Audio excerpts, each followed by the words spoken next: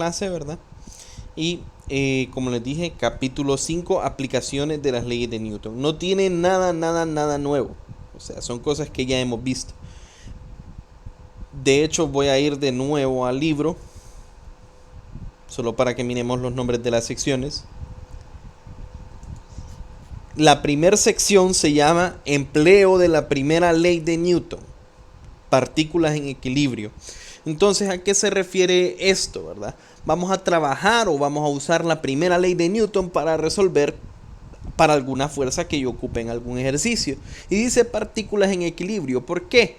Porque la primera ley de Newton, se recuerdan, era cuando la velocidad era igual a cero o la velocidad era constante. En otras palabras, cuando no aceleraba. Y a eso, por los momentos, le vamos a llamar únicamente equilibrio, ¿verdad? Aquí dice, un cuerpo está en equilibrio si se encuentra en reposo o se mueve a velocidad constante, que es lo mismo que yo les tengo aquí, ¿verdad? Equilibrio. Cuando un cuerpo está en reposo o se mueve a velocidad constante. Ese va a ser, si a mí me dicen un cuerpo está en equilibrio, va a significar una de estas dos, o sea, reposo o velocidad constante. Estas cosas es lo mismo que decir aceleración igual a cero. Por lo tanto, ustedes ya saben que si la aceleración es igual a cero, entonces eso significa que por la primera ley de Newton, nosotros tenemos esto de acá, ¿verdad? Que la sumatoria de fuerzas, ¿ok? La sumatoria de fuerzas es igual a cero. Y esto se puede dividir en sumatoria de fuerzas en X igual a 0 y sumatoria de fuerzas en Y igual a 0. Si el cuerpo está en reposo, si el cuerpo está en equilibrio, ambas son igual a 0 si tenemos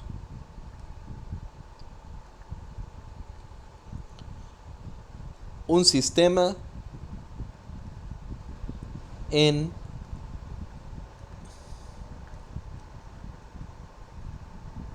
equilibrio, ¿verdad?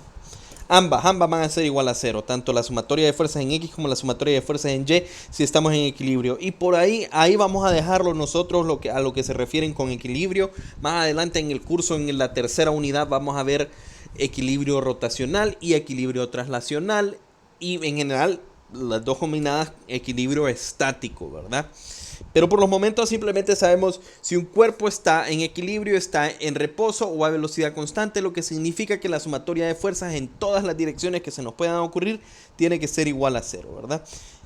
Y en este caso, pues el libro, esto es lo que se los menciona y esto es lo que yo tengo copiado, ¿verdad? El resto son ejemplos, vamos a más o menos plantear un ejemplo, ya hemos hecho ejemplos similares en la clase, no lo vamos a resolver todos los ejemplos porque, o sea, por completo porque es un ejemplo, ¿verdad? Ya está resuelto en el libro, pero sí les insto a que si ustedes se fijan, después de esto la sección es puros ejemplos, puros ejemplos. No hay nada, aquí no hay nada de teoría, ¿se fijan? Son cinco ejemplos de la primera ley de Newton. Así que yo les recomiendo, muchachos, siempre que ustedes vengan al libro y miren los ejemplos. Los ejemplos no son malos, ¿verdad? No son, por decir así, no todos. Obviamente vamos a tener situaciones que son extremadamente sencillas en algunos ejemplos, pero hay algunos que vale la pena estudiarlos, ¿verdad? Vale la pena leer estos ejemplos, ver la solución, mirar cómo el libro va desarrollando, ¿verdad? Estas soluciones, cómo lo hace, para que nosotros vayamos agarrando esa pericia de cómo resolver los ejercicios. Y también hay preguntas conceptuales que ustedes podrían también leerlas y les da una idea de algunas cosas que se pueden preguntar de manera conceptual, ¿verdad? Pero bueno, entonces, ¿qué es lo que dice el libro, verdad? ¿O qué es lo que nos presenta el libro? Nos presenta esto de acá. Ahora vamos a ver. Lo que no sé es si se mira bien lo que dice, me imagino que no, ¿verdad? Incluso yo lo miro medio pequeño.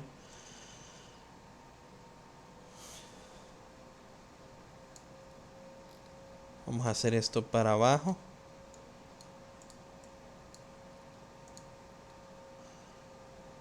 Creo que eso es lo más que puedo hacerlo grande para que quede todo en una sola página. Entonces, ¿Qué es lo que nos dice el libro en este cuadro? Que sí es importante, pero ¿qué es lo que nos está diciendo en general? Básicamente, es lo que está en este cuadrito azul, ¿verdad? Es una estrategia para resolver problemas, dice. Entonces a nosotros, esto es similar a lo que nosotros hemos estado haciendo siempre en la clase, ¿ok? Pero aquí ya nos lo dicen a nosotros por pasos, por decir así. Ya me dicen a mí la pauta de más o menos qué cosas yo debería. No ocupan hacerlas todas, o sea, no es necesario. No les evalúo si ustedes hacen estos pasos o no. Pero este es un consejo que nos da el libro para que cuando nosotros resolvemos problemas, en este caso de partículas en equilibrio, de la primera ley de Newton, nosotros lo sigamos, ¿verdad? Entonces, por ejemplo, aquí dice identificar los conceptos relevantes. Dice, se debe usar la primera ley de Newton para el problema, ¿verdad? Por ejemplo, un automóvil se encuentra en reposo, en equilibrio cuando esté estacionado, pero también cuando viaja a una carretera con rapidez constante. Si en el problema intervienen varios cuerpos y estos interactúan, también es preciso usar la tercera ley de Newton para saber cuáles son las fuerzas de acción y reacción, ¿cierto? Y dice por último, identifique las incógnitas en los problemas de equilibrio. Las incógnitas suelen ser magnitud y dirección, o la dirección se da como el ángulo de una de las fuerzas. Entonces este primer paso, ellos lo dicen bien acá, ¿verdad? Identificar. Esto en general para cualquier ejercicio, ¿verdad? Es importante que nosotros identifiquemos qué conceptos son relevantes, ¿verdad? ¿Ok? ¿Qué conceptos son relevantes para resolver el ejercicio? Entonces por eso le dicen ahí a uno, ok, si a mí me dicen que un carro está en reposo, obviamente yo sé que es primera ley de Newton la que voy a aplicar, porque como está en reposo, entonces es primera ley de Newton. Pero además de reposo es el caso sencillo. A veces a mí me van a decir un vehículo que va a 20 metros sobre segundo, con una velocidad constante de 20 metros sobre segundo, y ya uno, porque el vehículo está en movimiento, tal vez se empieza a confundir y dice, ok, entonces yo ocupo la segunda ley, sumatoria de fuerzas igual a MA, lo cual sería un error, ¿cierto? Porque si va a 20 metros, a mí no me importa la velocidad a la que va, pero si la velocidad es constante, significa que la aceleración es cero, significa que se resuelve con primera ley de Newton, ¿verdad? Entonces muchas veces tal vez a mí me dicen que va a velocidad constante y alumnos siempre plantean esto y encuentran una aceleración, no sé, por decir así, no sé de dónde la sacan, ¿verdad? Entonces desde ahí estaría completamente malo el ejercicio porque a mí me dicen que va a velocidad constante, entonces yo ya debería de saber aceleración igual a cero, o sea, sumatoria de fuerzas igual a cero, ¿verdad? Entonces es importante identificar en qué casos se usa la primera ley de Newton, o sea, cuando hay equilibrio, cuando hay velocidad constante o velocidad igual a cero. Luego, aquí dicen que identifiquemos si hay varios cuerpos, ¿verdad? Y nosotros queremos estudiar unas fuerzas específicas sobre un cuerpo, digamos, si yo quiero estudiar las fuerzas específicas sobre este, tengo que considerar todos los cuerpos, ¿verdad? Entonces recordemos que a este cuerpo le están aplicando una fuerza normal, ¿verdad? Eso es algo que también deberíamos de tomar en cuenta.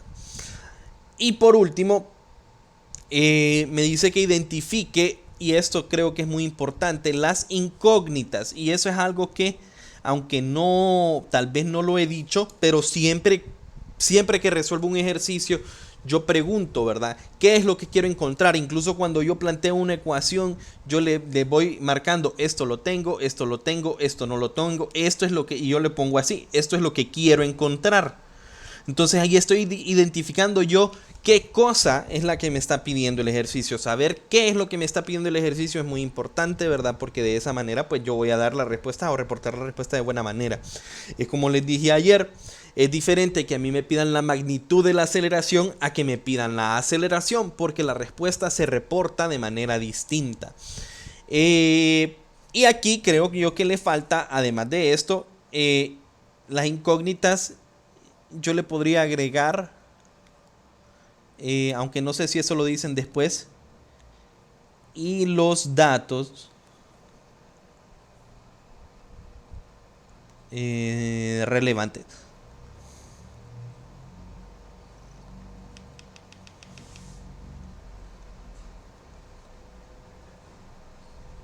¿Por qué digo datos relevantes? Porque muchas veces los ejercicios, y como algunas veces yo les he dicho, tal vez uno o dos ejercicios, cuando estábamos en cinemática y me daban a mí masa o me daban a mí peso de algún cuerpo, yo les decía, estamos en cinemática, en los primeros en capítulos 2 y 3, ¿verdad? A mí no me importa cuánto pesa el objeto ni cuál es su masa, porque solo quiero saber cómo se mueve, no por qué se mueve, ¿verdad? Entonces es importante identificar qué datos me van a servir y qué datos no me van a servir, ¿verdad? Entonces, siempre es bueno hacer su lista de todos los datos que nos están proporcionando el ejercicio y con eso identificar qué datos en realidad me van a servir y qué datos no me pueden servir. Número 2 dice plantear el problema. Entonces, aquí por plantear el problema ellos lo dividen en varios incisos, ¿verdad? 1, 2, 3, 4, 5. Pero en general dice plantear el problema, siguiendo estos siguientes pasos. Elabore un dibujo muy sencillo de la situación física con dimensiones y ángulos. No tiene que ser una obra de arte. Entonces, algunos ejercicios me van a poner a mí la figura, ¿verdad? Me van a poner a mí la figura, digamos, esta caja. Pero hay otros ejercicios que a mí no me la van a proporcionar, simplemente me van a relatar qué es lo que está sucediendo. Entonces, siempre es importante que ustedes hagan un pequeño bosque. O sea, no es necesario, ¿verdad? Pero que ustedes hagan un pequeño dibujo, ¿verdad? De qué es lo que está pasando, ¿verdad? O sea, esta persona se está moviendo a la derecha. Y desde los primeros ejercicios de cinemática, me acuerdo que hubo uno, no sé si es de un venado, yo les hice una línea de tiempo y les dibujé, ok, esta persona se va moviendo en aquella dirección. Entonces es importante porque así nosotros contextualizamos un poco mejor.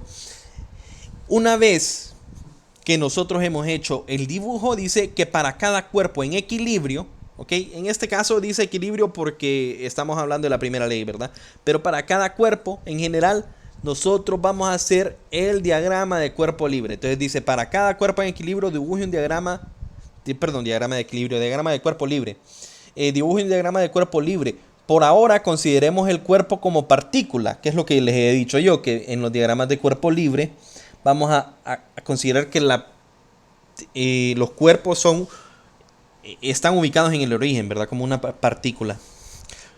Así que represéntalo como un punto grande. No incluye en el diagrama los otros cuerpos que interactúan con él, como la superficie que descansa. O sea, el diagrama de cuerpo libre simplemente, como ya dijimos anteriormente, va a ser los ejes. Aquí en medio sabemos que está el cuerpo y vamos a dibujar las fuerzas que interactúan con ese cuerpo, solo las que interactúan con ese cuerpo. Además de que yo les digo, definamos bien cuáles son las direcciones positivas.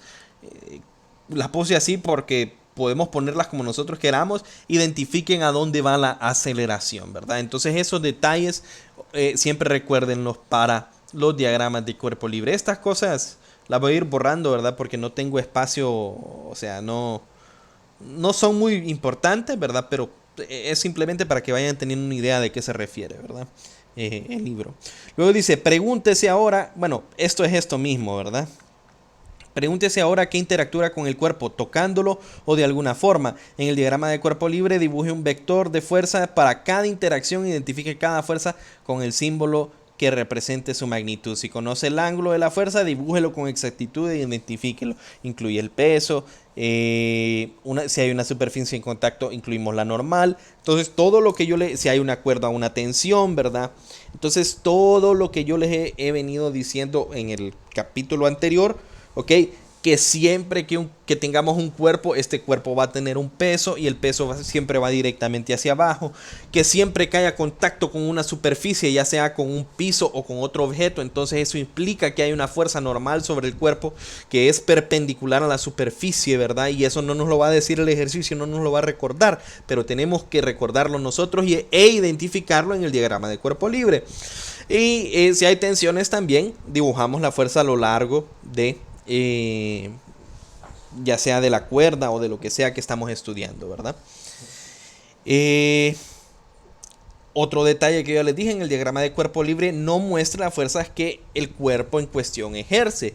O sea, el diagrama de cuerpo libre, muchachos, solo incluye las fuerzas que que están sobre el cuerpo. O sea, si yo estoy estudiando una caja, yo solo dibujo las fuerzas que están sobre la caja, no las fuerzas que la caja ejerce.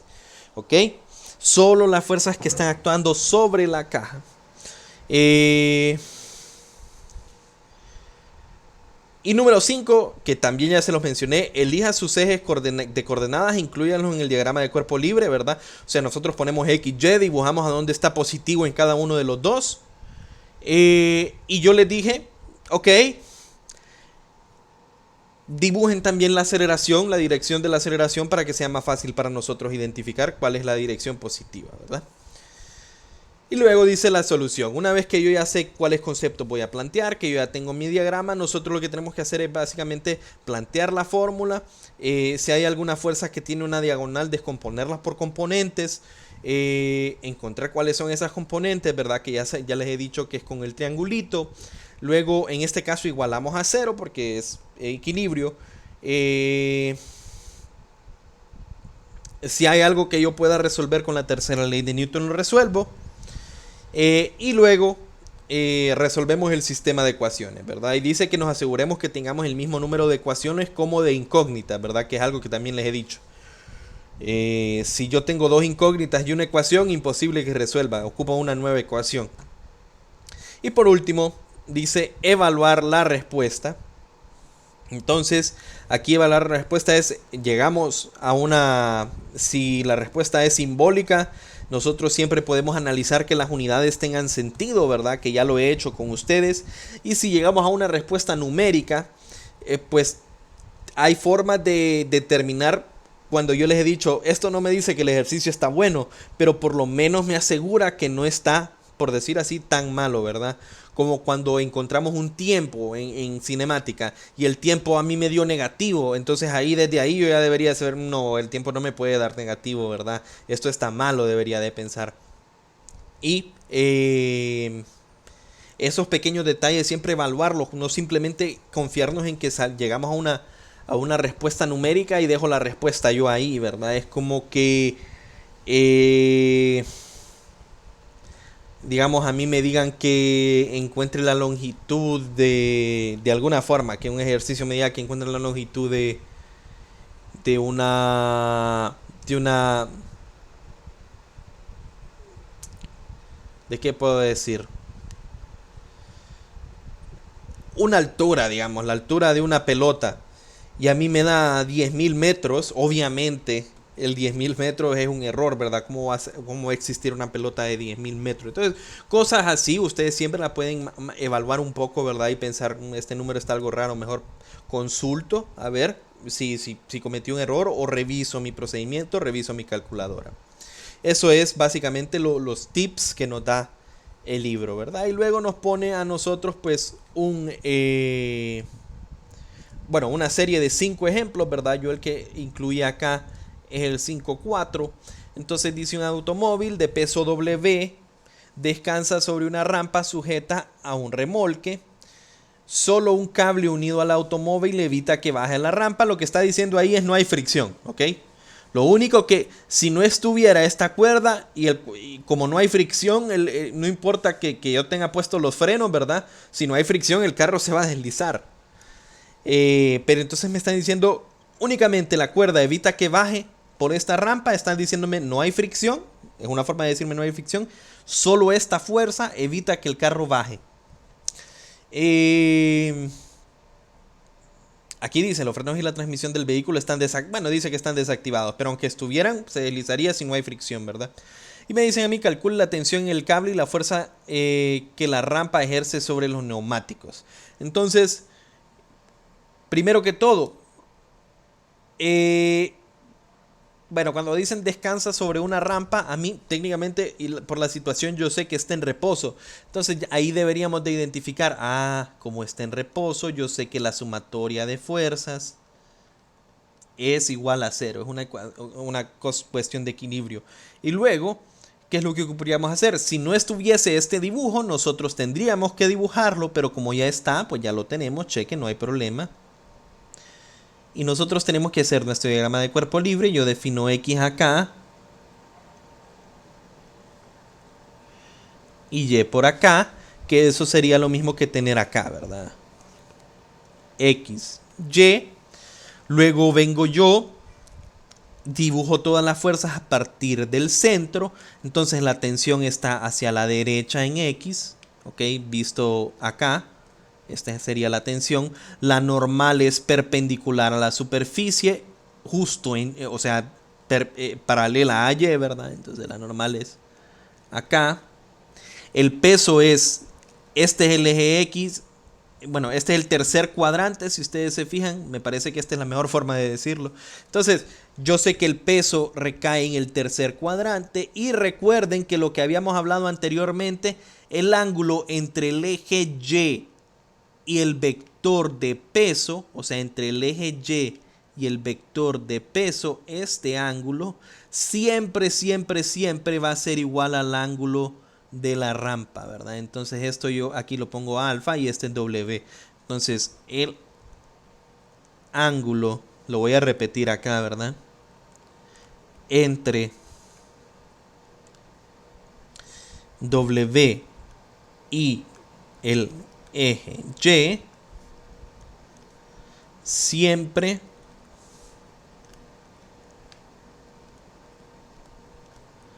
es el mismo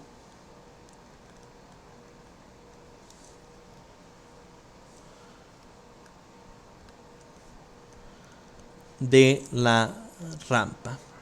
Como en este caso está en equilibrio el sistema, da igual a dónde pongo positivo o negativo porque las sumas son igual a 0. Entonces lo voy a dejar normal, positivo y positivo acá. ¿Qué otra cosa tendríamos que encontrar? Recuerden, ok, este no está ni en X ni en Y. Entonces yo ocuparía encontrar a partir de este triángulo, ¿verdad? Yo tengo WY y WX, que yo con ese triangulito que formé ahí, yo sé que WX es igual a W por el seno de alfa y WY es igual a W por el coseno de alfa. Una vez que identifico eso, nosotros sabemos que aplicamos sumatoria de fuerzas en X igual a 0 y sumatoria de fuerzas en Y igual a 0, ¿verdad? Y aquí simplemente sería, pues, en el caso de X, T menos WX es igual a 0. Y en el caso de Y, N menos WY es igual a 0. Y luego tengo una incógnita, dos incógnitas, algo que en teoría yo sé porque eso me lo dio el ejercicio, y dos ecuaciones y puedo resolver mi sistema, ¿verdad? Justo como lo hemos hecho nosotros anteriormente. Y aquí que me pedían tensión y la fuerza que ejerce la rampa sobre las llantas, que es la normal al final, solo que lo escriben de esa forma, ¿verdad? Entonces simplemente es resolver este sistema y al final son simples despejes, ¿verdad? No son concatenadas las fórmulas, pero igual, o sea, sería resolver para las incógnitas, ¿verdad? ¿Hay alguna pregunta por los momentos?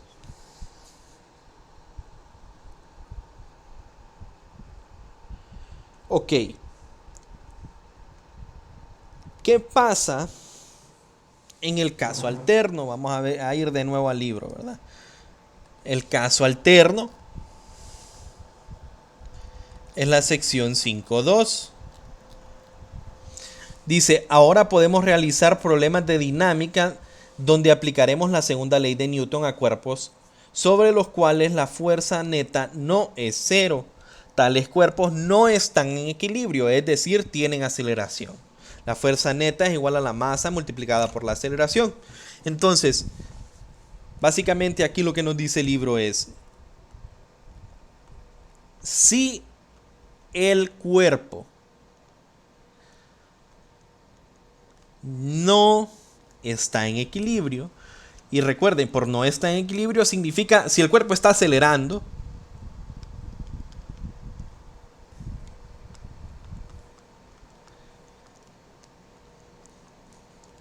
ya deberíamos de saber que yo tengo que la sumatoria de fuerzas, vector, ¿verdad? Esta fórmula vectorial es igual a la masa del objeto o del sistema, dependiendo de cómo lo esté analizando, masa por aceleración, ¿ok?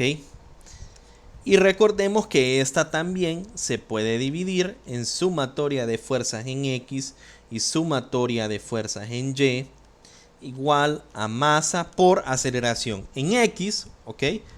Y esto igual a masa por aceleración en Y. Entonces, antes de ponerles esto, ¿verdad?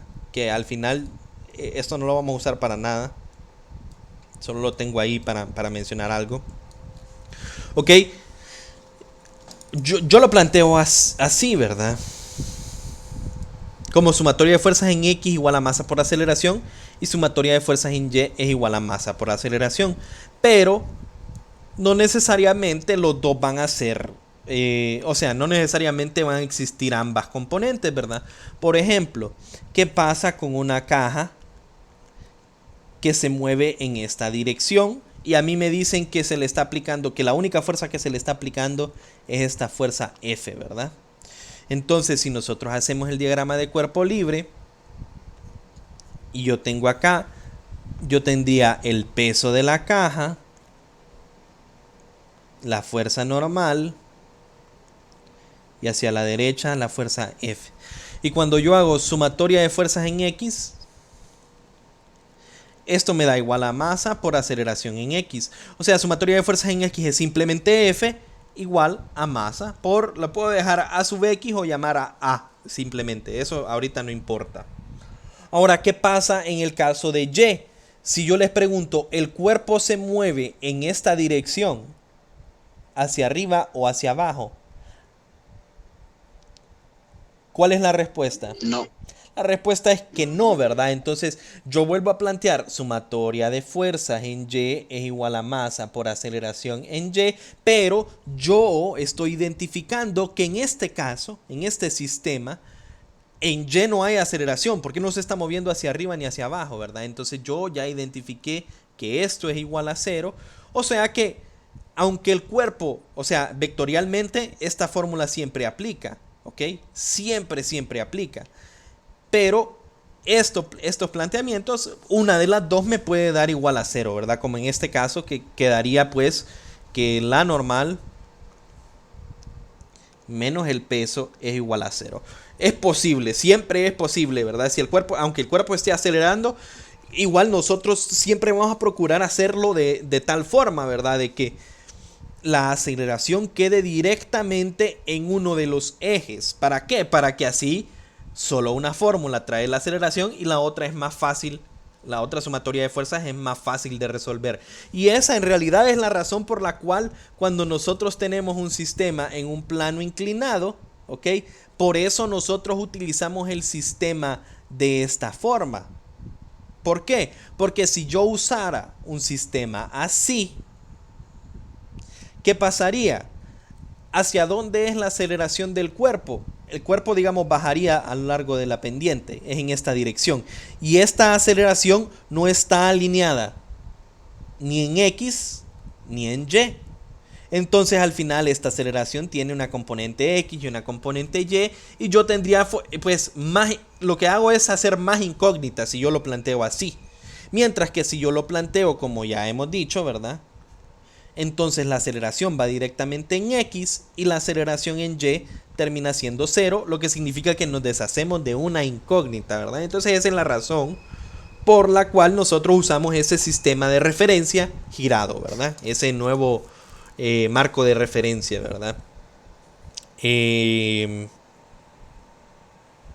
Bueno, eso es básicamente todo lo de aquí. Voy a borrar esto. No se mira tan bien, pero espero que se haya entendido. Y aquí lo voy a dejar escrito, pues puede, va a quedar grabado, ¿verdad? Pero puede que una de las dos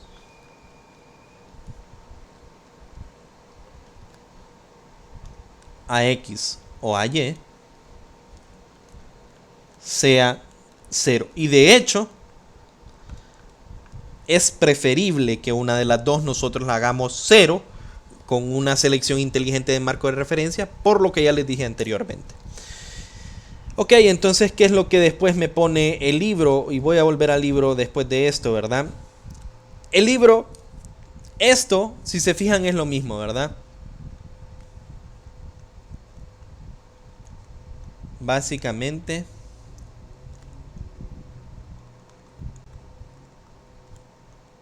lo mismo. ¿Cuál es la única diferencia? Que ahora nosotros aquí, este cuadrito ya no me dice aquí cuerpo en reposo, ¿verdad? Sino que me va a decir un cuerpo que esté acelerando. Y cuando ya me dicen a mí sumatoria de fuerza, ya no la igualo a cero, sino que la igualo a masa por aceleración. Pero los pasos son los mismos. Identifico cuáles son los conceptos relevantes. Identifico cuáles son los datos. Identifico cuáles son las incógnitas, hago mi diagrama, o sea, mi figura. Luego de mi figura hago mi diagrama de cuerpo libre, identifico todas las fuerzas que están actuando sobre el cuerpo al cual estoy haciendo el diagrama de cuerpo libre. De hecho, es importante hacer un diagrama de cuerpo libre para cada cuerpo, si hay más de un cuerpo, ¿cierto? Elijo inteligentemente las coordenadas. Por inteligentemente me refiero a elijo las coordenadas de tal forma, ¿ok? Elijo las coordenadas de tal forma que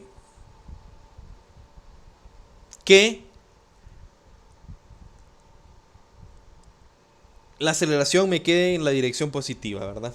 No sabía cómo contextualizarlo, pero ya se los he dicho anteriormente. Elijo mis coordenadas inteligentemente. Planteo las ecuaciones. Planteo el número de ecuaciones que yo necesito para resolver el ejercicio. Resuelvo el sistema de ecuaciones. Evalúo si la respuesta que me está dando tiene sentido, ¿verdad? Es lo mismo que lo de ahí arriba. Y volviendo al libro, ok, me tiran el cuadro de sugerencias. Ejemplo 5.6, 5.7, 5.8. Este es similar, muy similar al que nosotros hicimos el otro día. Ojo, ¿verdad?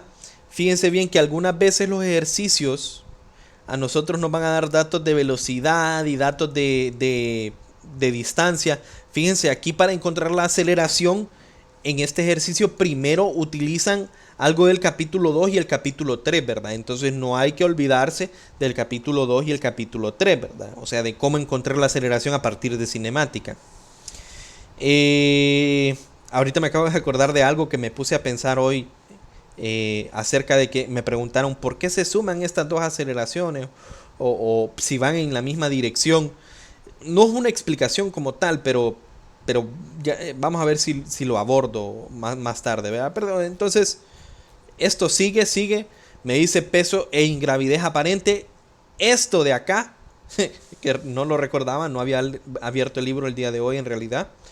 Esto de acá de ingravidez aparente es lo que yo les estoy diciendo ahorita, que alguien me preguntó por qué se suman si van en direcciones opuestas. Pueden hacer esta lectura, ¿verdad? De ingravidez.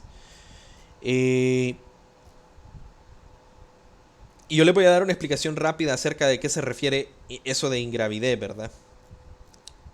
Pero no es importante, o sea, no es muy necesario. Lo pueden leer y es interesante más que todo. Más ejemplos, más ejemplos, más ejemplos, más ejemplos. Si se fijan, no hay nada más de teoría más que lo de ingravidez. Entonces, solo como para avanzar, ¿verdad? De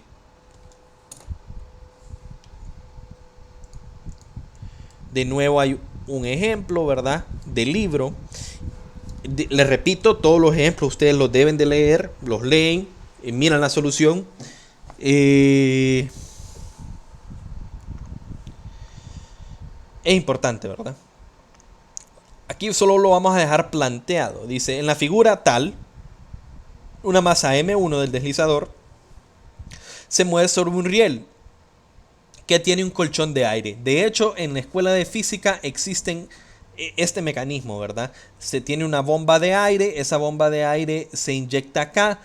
Esto tiene varios poritos, esos poros, por ahí sale el aire, ¿verdad? Entonces cuando se pone este carrito sobre el riel, ese aire hace que, como en el hockey de mesa, haya muy poca fricción, ¿verdad? Entonces se puede hacer algunos experimentos de conservación de energía, conservación de momento, que son temas que vamos a ver después. Entonces dice, colchón de aire horizontal sin fricción en laboratorio de física. El deslizador está conectado a una pesa de masa M2, dice. Creo que por aquí corté, esta debería ser M2,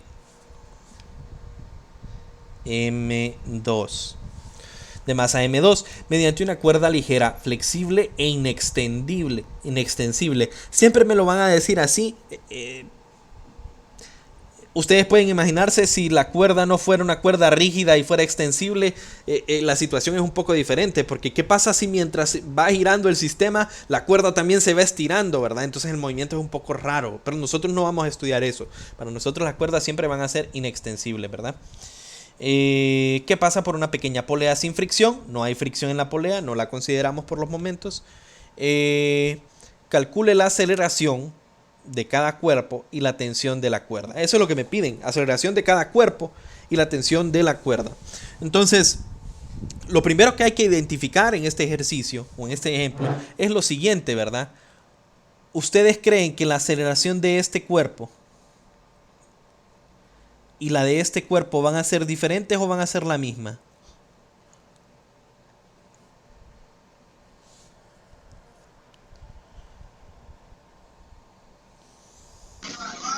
La misma. La misma, ¿verdad? Entonces no hay necesidad, aunque me dicen de ambos cuerpos, ¿verdad? No hay necesidad de distinguirlas. Nosotros sabemos que ambos cuerpos, obviamente aquí lo que yo pensaría es, ok, este está guindado de acá, si yo suelto esto, este se va a caer y este mientras se va cayendo va a jalar este carrito, ¿verdad? Y los dos se van a mover al mismo ritmo, ¿verdad? Con la misma tasa de cambio de velocidad. O sea, es algo como no hay fricción aquí arriba. Incluso si hubiese fricción, porque yo creo que tiene más que ver con la fricción de la polea. Pero sin importar la situación, nosotros, no, o sea, no nos podemos imaginar un mundo, creo yo, en el cual esta pesa va cayendo más rápido de lo que este de aquí se va moviendo, ¿verdad? De hecho, si pasara eso, es que se rompió la cuerda, básicamente. O que este se esté moviendo más rápido que esto. O sea, dejaría de tensarse la cuerda. Sería algo bien, bien raro, ¿verdad? Bien raro. O sea, no, los dos se mueven con la misma aceleración. Es lo primero que tenemos que identificar. Entonces luego, nosotros, basados en el procedimiento, que tendríamos que identificar, ok, hay dos cuerpos y para cada uno de los cuerpos yo tengo que aplicarle que la sumatoria de fuerzas es igual a masa por aceleración, y esto significa que tengo que aplicarle a ambos la sumatoria de fuerzas en X igual a masa por aceleración en X, y la sumatoria de fuerzas en Y es igual a masa por aceleración en Y, ¿verdad? Entonces eso para cada uno de los cuerpos. Entonces aquí no hay datos numéricos, ¿verdad? Todos son de formato simbólico. Y me piden a mí que encuentre cuál es la aceleración de cada cuerpo y la tensión. Entonces, eso sería algo que nosotros ocupáramos notar, ¿verdad? Entonces, ocupamos saber cuál es la aceleración, que sabemos que es la misma en los dos, y cuánto es la tensión, dos incógnitas. ¿Cuál sería el siguiente paso? Pues aquí ya tenemos el dibujo, entonces no ocupamos hacer el dibujo. El siguiente paso sería hacer los diagramas de cuerpo libre. Y la pregunta es, ¿cuántos hay? Dos diagramas. Yo les digo diagrama para M1, yo lo pongo así, únicamente M1, y dibujo mi diagrama. Pregunta, ¿cuántas fuerzas hay sobre M1? Entonces M1 es un carrito con masa, lo que significa que tiene un peso hacia abajo. Está en contacto con el riel, lo que significa que hay una normal hacia arriba. Está con la cuerda y la cuerda está tensa. La cuerda es la que lo está jalando hacia la derecha, ¿cierto? Entonces hay una tensión acá. Entonces este carrito tendría una normal, le voy a llamar normal 1 para, y peso 1, ¿verdad? Hay un peso hacia abajo y hay una tensión, ¿ok? Hacia acá. ¿Y qué más les pongo? Ok, ¿en qué dirección se movería el sistema? En esta dirección. Entonces, como yo tengo eso, ¿qué significa? Que yo voy a identificar que esta es la dirección positiva para X y esta es la negativa. Y para Y, ¿importa? No, porque como no hay movimiento, o sea, el carrito no se mueve ni hacia arriba ni hacia abajo, no acelera ni hacia arriba ni hacia abajo, entonces yo lo puedo poner como yo quiera, más o menos, en este carrito, ¿verdad? Para este carrito, yo puedo tomar estas referencias, ¿ok? Luego lo hago para la pesa, ¿verdad? Yo lo hago M2 y hago mi diagrama de cuerpo libre. Entonces vamos a ver, ¿qué fuerzas hay sobre la caja 2 o la pesa 2? Hay un peso hacia abajo, ¿cierto? W2. Y una tensión hacia arriba. Si el cuerpo no estuviera amarrado, el cuerpo caería con una aceleración G, ¿cierto? Pero como el cuerpo tiene la cuerda lo que está haciendo en este caso es evitando que el cuerpo caiga a G. Va a caer a una aceleración un poco menor que G. O bueno, dependiendo de la masa de este cuerpo, ¿verdad? Si este cuerpo es mucho más pesado, tiene más inercia, es más difícil hacerlo mover, entonces sería lo mismo que pasa acá, ¿verdad? Y el cuerpo va acelerando hacia abajo. Entonces, ahora dibujo yo mis fuerzas. Hacia arriba va la tensión, que por cierto es la misma. ¿Por qué digo yo que es la misma? Va en direcciones opuestas, obviamente, ¿verdad? Porque aquí la cuerda es horizontal y aquí va hacia arriba. Pero es la misma magnitud de la tensión. Eso yo lo puedo asegurar porque a mí me dijeron que no hay fricción en la polea. Una pequeña polea sin fricción. Si hubiese fricción, la tensión puede ser diferente a los dos lados de la polea. Pero eso nosotros hasta el tercer parcial lo vamos a estudiar. Por los momentos, simplemente ponemos la misma tensión. Peso 2, solo esas dos fuerzas hay. ¿Y qué otro dato? Acelera hacia abajo. Como acelera hacia abajo, muchachos, ¿qué dirección tomamos como positiva? Hacia abajo. Y negativo hacia arriba. Y en X no importa cómo las pongo porque en realidad ni hay fuerzas en X. Y luego de esto, ¿cuál es el trabajo que tengo que hacer? Resolver para mis dos incógnitas, aceleración y T. Entonces, si ustedes se fijan, en la sumatoria de fuerzas en Y me da, si yo la plantearía, me da N1 menos W igual a W1 es igual a 0. ¿Ocupo yo esos datos? No, entonces en realidad no, ni la voy a plantear porque no me sirve para nada. O sea, eso es otra cosa que tendremos que ir identificando. Ahora, en la otra ecuación aparecería T y aparecería la aceleración A. La otra ecuación es importante. Entonces yo sé que la que nos importa para este cuerpo es que la sumatoria de fuerzas en X es igual a masa por la aceleración en X. Las fuerzas únicamente es la tensión, que es positiva. La masa es la masa de esta M1. Y la aceleración ya le hemos llamado A. T igual a M1A. No puedo terminar de resolver con esta única ecuación. Me voy al segundo cuerpo. Yo aquí, ¿cuál hago? Obviamente sumatoria de fuerzas en Y porque en X ni siquiera hay fuerzas. Y esto es igual a masa por aceleración en Y. ¿Cuáles son las fuerzas aquí? La tensión hacia arriba y el peso hacia abajo.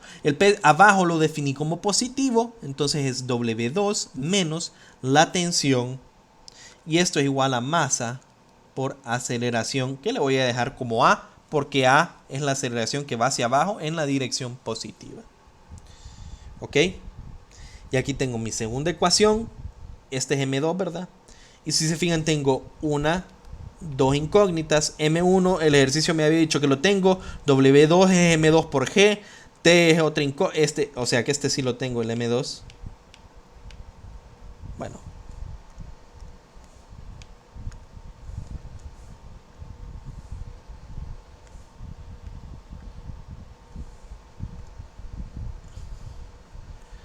Este sí lo tendría, ¿verdad? Este no lo tengo, este sí lo tengo y este es lo que quiero encontrar. Dos ecuaciones, dos incógnitas. Resuelvo el sistema de ecuaciones y encuentro qué es T y qué es A. De nuevo, aquí solo para concluir un poco, ¿verdad? No, al final no vimos nada de fricción el día de hoy. Fricción lo vamos a ver el día de mañana. Lo bueno es que ya tengo algo preparado más o menos era para avanzar un poco más rápido. Me tomó más tiempo la sección 5.1 y 5.2 de lo que esperé, pero espero que haya sido de provecho, ¿verdad? Es como un repaso, pero espero que haya sido de provecho.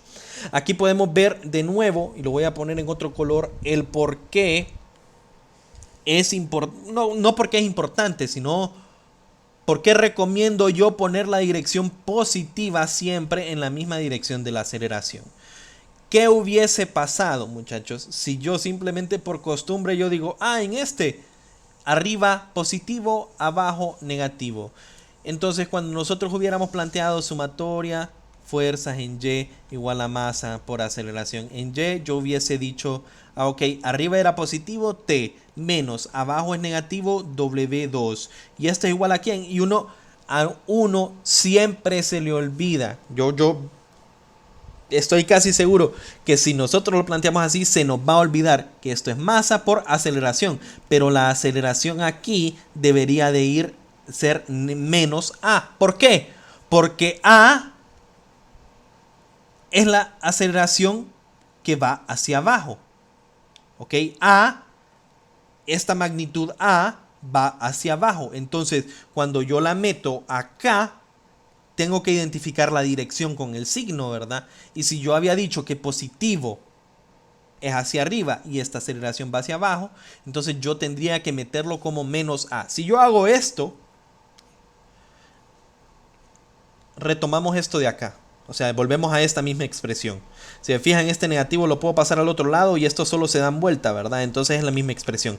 Pero ¿qué es lo que pasa? Que yo estoy seguro que porque uno ya tiene en la cabeza, o sea, a pesar, yo le digo por favor, recuerden que no es sumatoria de fuerzas igual a masa por aceleración. Bueno, que no es la fuerza igual a masa por aceleración, sino que la fuerza neta igual a la aceleración, y que es una ecuación vectorial. Entonces, si yo solo recuerdo F igual a MA, entonces aquí después de poner las fuerzas estoy seguro que a nosotros, a cualquiera de nosotros, incluso a mí, o sea, no estoy seguro que en más de alguna ocasión he cometido el error al momento de resolver un ejercicio. Simplemente pues por andar de volado pues lo hago y pues lo escribo de un solo como MA y después digo, ¿y por qué?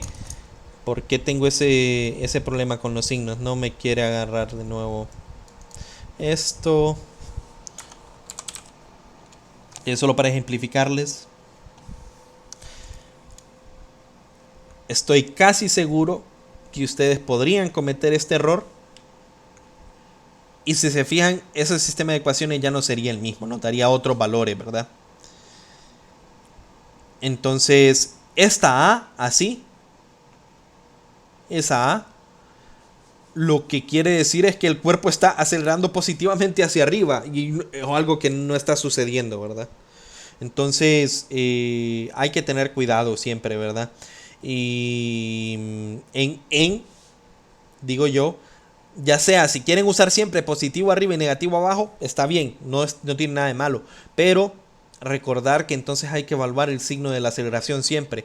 O tomar el consejo que yo les doy y siempre definir la dirección positiva.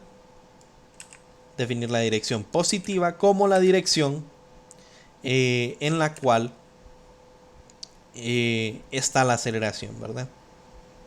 Vamos a borrar esto, ¿verdad? Porque esto quedaría de más. Ok, eso es todo por la clase de hoy. Solo voy a retornar a uno de los ejercicios más o menos para explicar lo de ingravidez y por qué y el significado de por qué, o por lo menos no explicar exactamente lo que me preguntó el alumno, pero por lo menos darle un poco más de sentido para que comprendan y ustedes pueden ir a leer este pedacito de ingravidez por acá. Desconozco, les recomiendo lo lean, ¿verdad? Ustedes siempre lean el libro, les recomiendo lo lean. ¿Por qué? Porque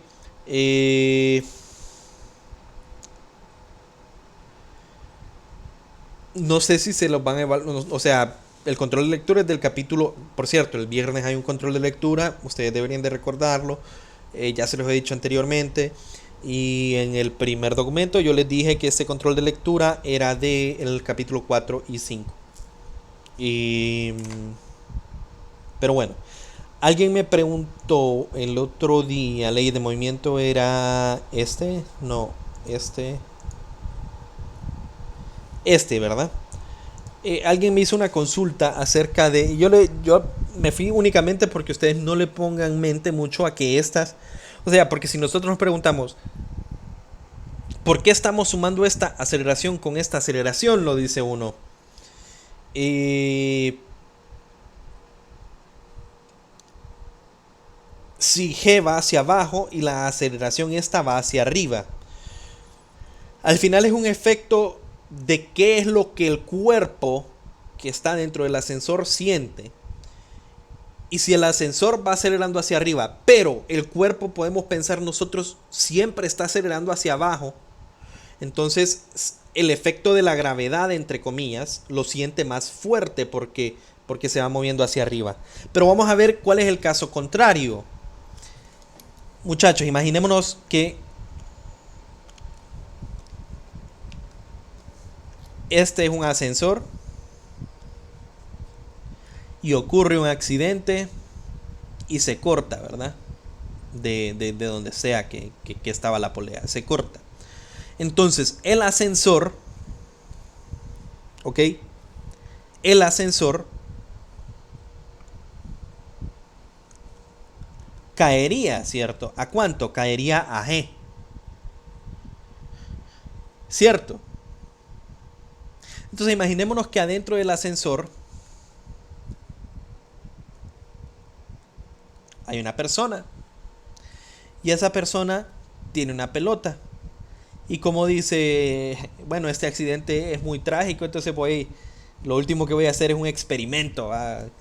Y se pone a jugar con una pelota. Él tiene la pelota en la mano y la suelta. Cuando la suelta,